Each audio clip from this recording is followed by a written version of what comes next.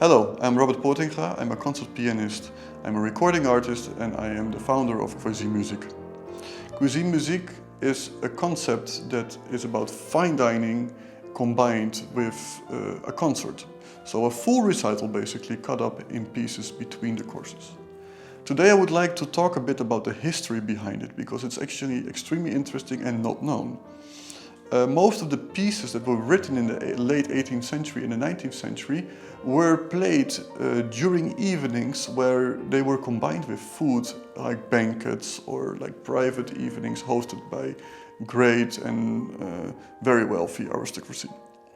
So what for me is very important is that the 20th century has heightened this type of music, the repertoire of the piano, and put it in a very different setting to a huge concert hall, which were normally only used in that period for orchestras and for operas.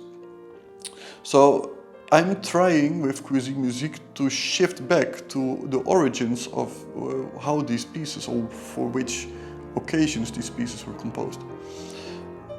Having that said, I think, for example, a composer like Schubert, who, with his Schubertiade, a very famous word that was made for the evenings that Schubert was actually in the taverns, in the restaurants and in the hotels, having a wonderful dinner and a great evening of music with his friends.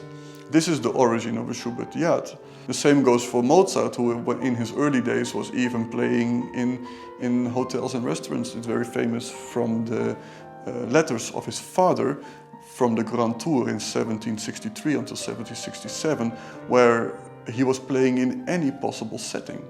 So all the music, also for example in the 19th century, even going towards Debussy, beginning of the 20th century, these composers had the opportunity to perform the music in musical salons.